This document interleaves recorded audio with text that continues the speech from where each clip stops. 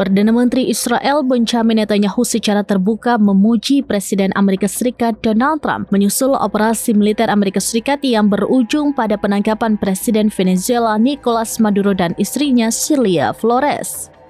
Dukungan tersebut disampaikan Netanyahu sehari setelah pasukan elit Amerika Serikat melancarkan operasi militer berskala besar di Venezuela pada Sabtu 3 Januari 2026 yang disebut berlangsung secara senyap dan efektif.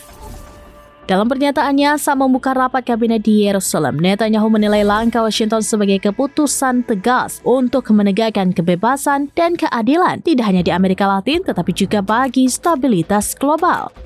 Ia menyebut operasi tersebut sebagai sinyal kuat kepemimpinan Amerika Serikat di bawah Trump, sekaligus memuji profesionalisme militer Amerika Serikat yang dinilainya menjalankan misi dengan sangat presisi.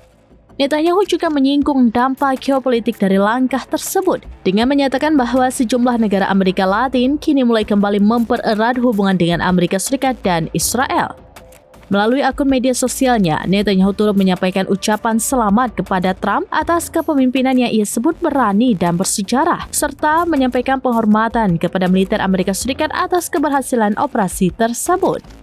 Apresiasi serupa disampaikan Presiden Israel Isaac Herzog. Ia menilai kebijakan Trump berkontribusi terhadap terciptanya dunia yang lebih aman, terutama dalam menghadapi rezim otoriter dan jaringan perdagangan narkoba internasional.